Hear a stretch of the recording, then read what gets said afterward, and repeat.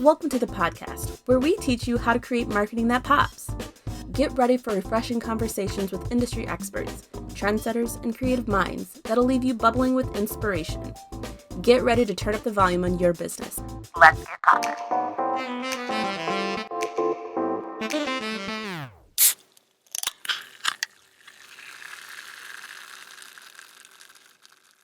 Welcome back to Marketing That Pops. I'm your host, Olivia. I'm Michelle. And today we're going to be talking all about LinkedIn. Michelle, we talked about this in a recent podcast, but Michelle recently went to Social Media World and she came back with a lot of goodies, tips and tricks and tools. We're going to be talking about LinkedIn and maybe some of the things that she learned while she was there. It's been a minute since it's just been me and Michelle, so this will be fun. I know. We've been so busy featuring guests and interviewing them and learning about their business. So now it's kind of fun just to chit-chat with each other about stuff.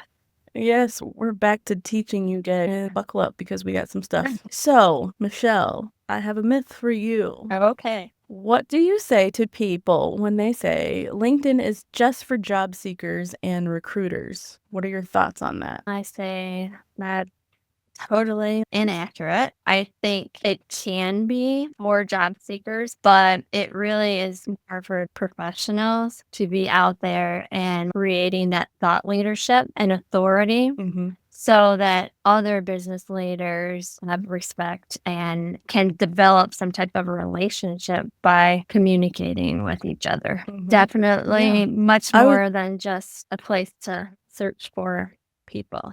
And in fact, if I put an ad out on LinkedIn, I never have good luck. It never works out because it's people from different countries and things like that. I don't really like doing employment ads out there. I feel like LinkedIn is kind of a redheaded stepchild that people basically just forget about when it comes to thinking of LinkedIn as like a marketing tactic. But we've seen so much increase in the last, I'd say, 3 years of just people actually getting leads and clients from LinkedIn. And it's important to make sure that you have things set up correctly. LinkedIn does kind of start with a profile. So that's where we're going to start today. We're going to talk about some tips and tricks and things that you should do when you optimize your profile. And maybe just some things that you're missing that might help you stand out a little bit more. The first thing, it seems like this might be a forgotten thing. It's the LinkedIn URL. So you can actually customize your LinkedIn URL so that it doesn't have all those weird letters and numbers at the end. You could customize it so it could just say LinkedIn dot your name or your business or whatever have you. But that's like a nice way to just change that up so when people are looking for you, it's a faster way for people to find you, first off. And then secondly, it's easier for you if you're trying to share your profile with someone. So if you haven't done that, look into personalizing your URL. That's always a nice tip and trick. And that's the first thing. The second thing is your profile photo. I mean, I've seen some whoosies. I know. I don't know why people just don't think about it. Your profile pic is basically people's first interaction with you. So you want to make sure that you have a high quality image. People can clearly see you or your brand or your logo or whatever that might be, but make sure that it's clear, it's not blurry. Yeah. All of those things matter. And friendly, because there are some people that are just serious and like grumpy looking. It's like, I don't know if I want to talk to that person. They scare me. Like they might be like really grumpy. But like, I want to make sure I want to work with her. She looks fun. She's laughing or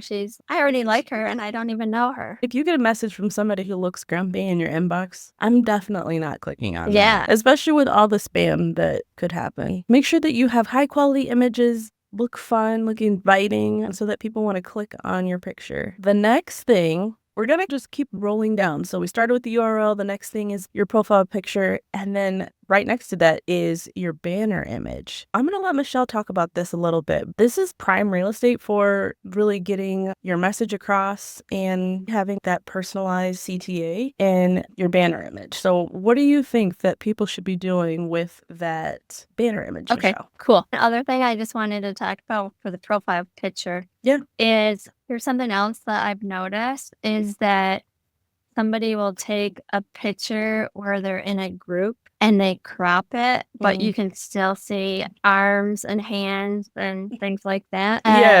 let's not do that. That's not good. If you don't know how to edit it out or go into Photoshop and get rid of that, then let us know. We'll help you. Anyway, regarding that header, depending on what level that you have, I have premium. And so what you can do so many cool things on that premium, even if you don't. Just think of that profile, that header as billboard for you. Don't make it too busy either. That's the other thing. I want you to think about, why would somebody want to work with you? We always go back to, what problem are you solving? If you have a basic LinkedIn, that's what it needs to be. I help company grow. Also, you can add a button to that, a call to action. Are you looking to grow your business and need help marketing? Contact us, blah, blah, blah. And it clicks and it goes right to a specific landing page or a direct message or whatever you want that call to action be. That cover image is really important. The other thing is, don't make it too busy. Your headshot is like on the profile versus that cover image, because you don't want to be covering something up. What's super helpful is to actually put a picture of yourself in that header too. Again, it's being friendly. I'm a real person. I'm not just trying to sell you something. This is me, show your personality, because I think that's like really helpful. You really should be posting on your personal page just as much as you would on your business page, because you're creating that thought leadership, that authority. When your business page starts posting different things on that, or post on your profile, hey, this is a really cool thing, and tagging them and all of that type of stuff. In the premium, you can have a slideshow, which is super cool. And basically, that first slide is just that problem that you're solving or headline. And then you can just make it a billboard, add personal touches. What are the services that you're providing? So maybe that first one is what problem you're solving. The next one is what services we provide. Have you signed up for our newsletter, or have you read our articles, or whatever it may be? But really, your top things that you are providing to other businesses, that's what we want to do. One thing that Michelle touched on is the sizing and making sure things aren't overlapping. One thing that I hope LinkedIn does update and fix is there is a little bit changes that do happen when you go from a desktop to mobile. Make sure that when you are adding these new images, you're checking both mobile and desktop, because sometimes you might add a little bit of text that looks great on desktop, but then when you go and look at it on your phone, it's like, oh, all that work that you just did to make it look so nice and compelling, you can't even read it. Make sure that you're checking both of those before you click done. Yeah. And the other thing too, and we'll put a link in our note,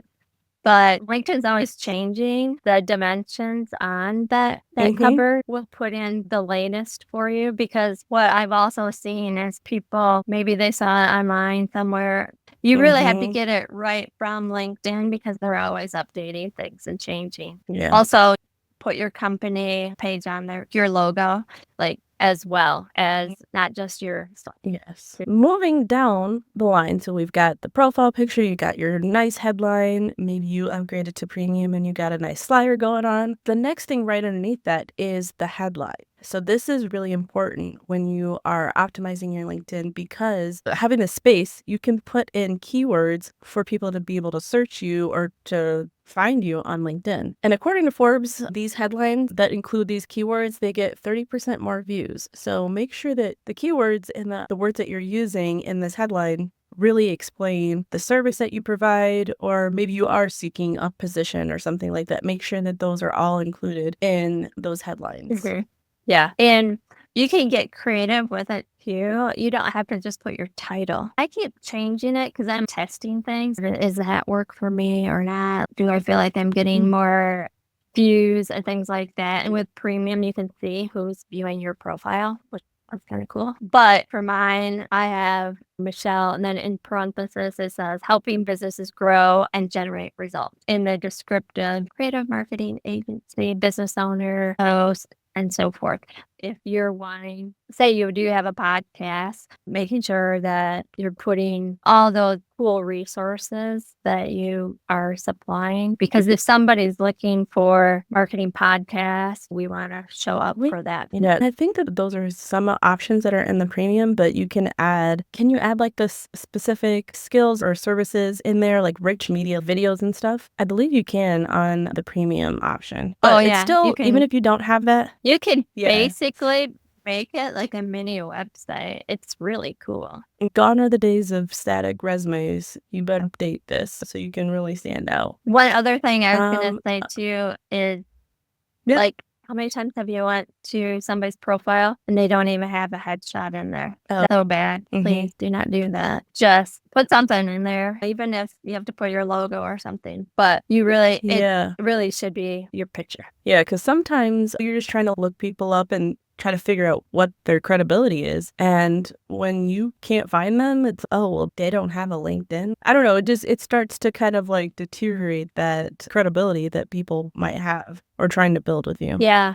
And another thing is that, say if you're out there and you want to present at events, people Mhm, want mhm, your LinkedIn profile because they want to go check you out. Like, do you have thought leadership? Are you posting mhm. on LinkedIn? Are you providing value? That's going to be something that they will consider. If you're not posting regularly, they're like, yeah, okay, they're not really out there helping the community. Speaking of posting regularly, that's not enough to just be posting regularly. With all of the platforms, we've seen some changes in engagement and we've seen some changes in the algorithms to all the platforms. I think we just are all, as a society, we've just been inundated with so much information that we are moving differently on these different platforms. Posting regularly is good, but there's so much more that you can be doing. And Michelle talked about this a little bit, but asking questions, making sure that you are providing some sort of insight on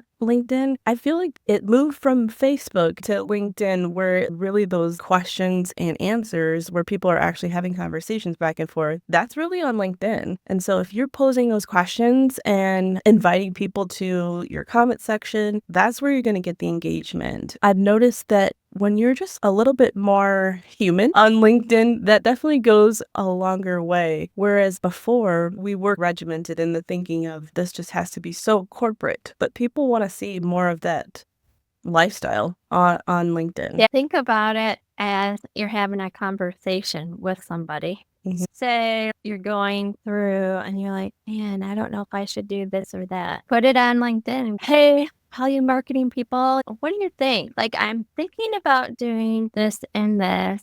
Have you had experience with it? If so, comment below. Of course, if somebody had really good success, and you're like, oh, that's awesome. Yeah, we did that and blah, blah, blah, blah, blah. It helps start that conversation. Tell me more about that. What did that look like? What were your results? It's really about creating the relationship, talking, and not just, do you need help with the marketing? Let's Right. just, how can we add value? How can we start communicating with people on a one-to-one? I know I always say that, Yeah. like, behind every computer is a person. We have Mhm. to remember that somebody out there is looking at your page for some reason. Talk Mhm. to them about what they probably want to know. So, if you are a business owner and you have a personal page and obviously on LinkedIn, and then you have a company page, it is great to be posting those things on your company pages, but it's also good to post those more on your personal page and then have your company comment on your personal post. The reason being is your personal profiles usually get more reach and it helps to build the company's brand authority more, engaging in that way.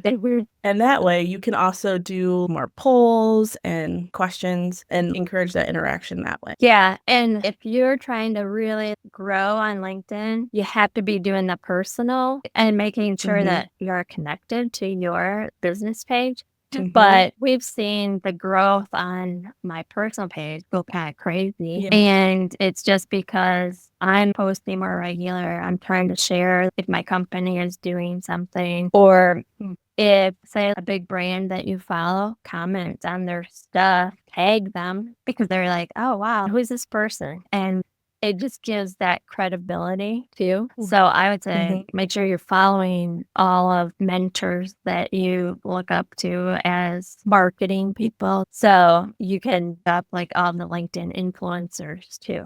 Another way that you can amplify your LinkedIn without feeling too much pressure is to get your employees involved. A way to do that is, obviously provide things that are shareable content, providing templates or guides to your audience that maybe your employees can share. It's much easier for somebody to share a tool or something that's helpful on a personal page rather than I'm just sharing this regular social post that my company made. You might get engagement from that, but people are more inclined when they are getting a tool or something like that. Well, you can always recognize your employees who are engaging and making creative posts. You can maybe offer an incentive program to get people to be more involved. But the more that you can have your audience, it's when you have your employees, they have their own set of followers that are following them. It's just getting that information out even further, then definitely beyond what your company page can do and also beyond what you as your personal page can receive. Yeah. I think the posts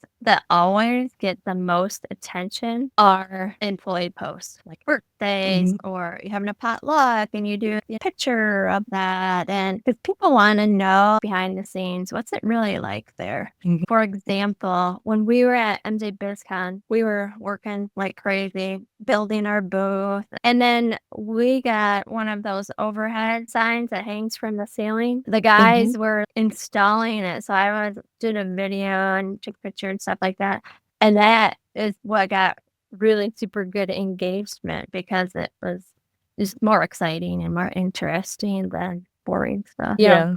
Think about that if you're out and about, if you guys are going to a team lunch or you're doing a team bonding or whatever. And I know we have to get better at that ourselves because we always forget to take our own pictures at team bonding and things. But company events, make sure you're taking a picture, post on LinkedIn. Hey, check us out. We're doing team bonding events and that type of stuff. That's like more interesting and tagging the people that are in the pictures too. So one thing that I think we all know to be true is that misery loves company, but that doesn't mean that we want to be negative. So that means that everybody has a pain point and people love to be understood. I see so many posts on, this could be just because of my algorithm, but about marketing and about social media. And it's not just this one thing. We have all these things that go into it to make it this job that we do.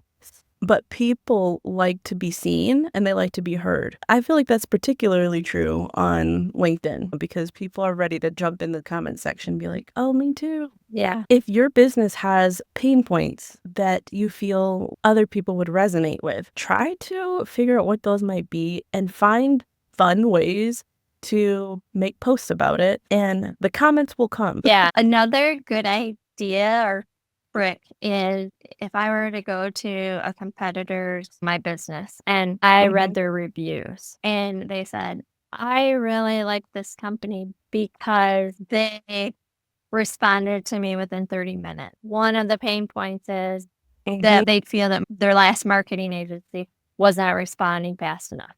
Or if they leave a negative review, I didn't like this company because of blah, blah, blah, whatever it may be. Like we help companies do whatever it may be. But then also going to your customer reviews too and looking at what they say because that's something that they really liked about you. So let's let other customers know, wow, that's the part that they liked about working with us. I'm sure other companies, they want to know, cool, I think I would like working with them if that's what they're like. Sometimes it's just you have to figure out different ways to tell those stories without just it being me, me, me, and figuring out ways to still tell people what it is that you do, but in a way that makes it easier for people to want to engage because nobody wants to always talk to a know-it-all. You know what I mean? Right, right. Yeah, that is really hard. It's no easy task for sure because you just know your company so well and well, yeah, we just do this and this and this, but you really have to go, wait a minute, the client, what am I looking for? Do I care? It's hard to like do that.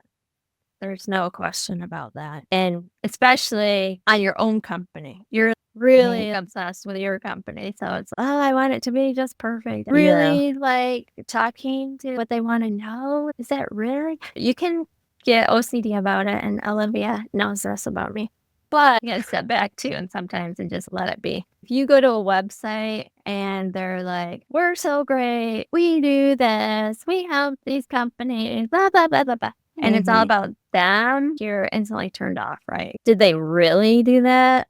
I'm sure. So you have to really talk to that audience. Cut through the noise. Yes. There are some cool ways that you can engage with, let's say you made all these great posts and you have this engaging conversation that you're having in the comment section, but maybe you want to take that off the comment section. When you get into the DMs of LinkedIn, sometimes that can be a lot going on in there, in the sense of a lot of people doing sponsored posts, and just a lot of spam can go into those. And the way that you can cut through that noise is to be yourself. Now, there's two things that I've seen are doing voice memos. So voice memos in the DMs is kind of a cool thing because it really feels like you're chatting with this person. You are getting to know this person on a personal level. It's almost like you're texting them. And when you use those different things, people get to hear your voice. They get to hear your voice inflection. And it gives you the opportunity to talk directly to them without having it be this long message. It could be 30 seconds. And that's easier for someone to listen to rather than to just read this long post. Because as we know, people's attention spans are at a minimum. Yeah, the other thing too with that voice memos is you're texting a message, there's character limits. So there's certain things that you just run out of space. You could do like a quick text, and then if you're running out of space, by the way, I wanted to let you know this is my website, or or I think you're really cool. Whatever. It's just be real. You don't need to introduce who you are because they know. They know that I'm Michelle because that's what my thing says. You don't have to repeat that. I love that. That's funny. It's also a nice way to follow up with somebody. Let's say you've been messaging and then they fall off. It's a nice way to be like, hey, just wanted to check back in, or send a video. Who doesn't feel special that you just got this video from someone that you've been talking to and they took the time to just record this and send it to you? I mean, I know I would be, oh, okay, this is different. I haven't received this. And you'll definitely will stand out. That's for sure. Yeah, our painter, I'll text him something and he always does the voice thing. I think it's easier. He's on the job somewhere, and so he just wants to, he doesn't have time to sit there texting all of that. It shocks you. But you can also provide attachments if you want to. Hey, like, here's a free tool that we use. I thought it might be helpful. Let me know if you have questions about it. And that showing they're not asking me for anything. They're just giving. And that's one thing that I've learned early on is you should give, give, give, give, give.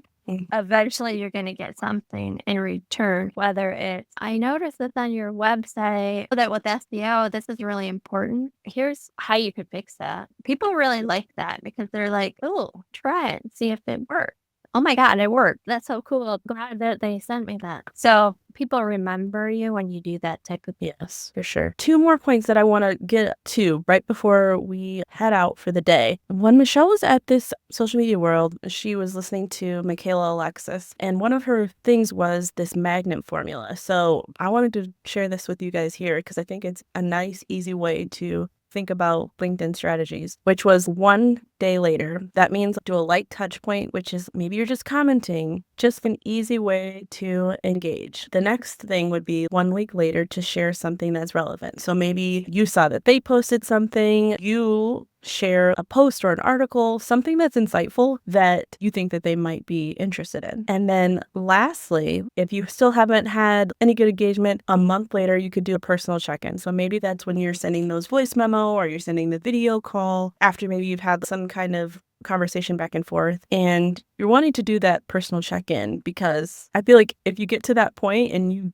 give Michelle said that little bit of shot, I think people are like, oh yeah, let me get back to this person. They took the time to really personally check in. This isn't something that they are just sending to every person on LinkedIn. I think that people enjoy being individualized. Yeah, for sure. There's so And much you then can do on let's LinkedIn. Like, I can talk forever, but Oh, I I'm gonna, know. like, let I know. Olivia lead this so that we don't go off track. I'm just going to recap our common pitfalls and what to avoid on LinkedIn. And then we could probably do a follow-up episode because LinkedIn is wide and vast and we could talk about it for many podcasts. Let's go over the common LinkedIn mistakes. Posting without clear goals or the audience in mind. We don't want to do that. We want to know who we're talking to and making sure that the content that we're providing is going to the right audience. Next, ignoring comments. Not being engaging. If you want to have an engaging LinkedIn, it's a two-way street. We have to be back and forth. If you're not showing up, then the other person isn't going to show up either. Remember that. You're doing all this work and you don't want to leave the comment section. You don't want to ghost anybody, so to say. Using overly salesy language. We've talked about this. We want to be providing value and making sure that what we're posting isn't just all salesy. Relying solely on company pages. Make sure that we're not neglecting our personal pages and profiles and really utilizing those to amplify our company pages. Lastly, don't forget to update your company page regularly. You don't want that to go stale and stagnant. Make sure that you're looking to see all the different things that LinkedIn has to provide. They're always updating. They're always changing things. Profile picture sizes, that too. So make sure that you are staying up to date with LinkedIn and updating your company page. We did a lot of tips and tricks for you guys today. Yeah. And we probably have more. We so do make have sure more. that I think we should do another one on part 2. features, articles, newsletters, sales navigator. Mm. We can definitely make this a series for sure. Yes. Well, you guys stay tuned. And if there's anything that you want us to talk specifically about regarding LinkedIn, let us know in the comments. And then if you want to be featured on our podcast, you can slide into our LinkedIn DMs and message us and we will reply to you guys and you can get on the pod. Yeah, if you want to be featured, if you want to showcase your company, share what type of marketing that you've done that you think has been great. We want to know. We do want to know topics you guys really are interested in too. You're our audience. What are you guys struggling with that maybe we can help you with? Go on our LinkedIn, follow us there, and give us a review, please. Yay. Bad or Yes. good. It's okay. We can take it. Yes. You can let me know if I'm talking too much. We can handle it. All right. Well, we will check you guys in the next episode. Thanks for listening.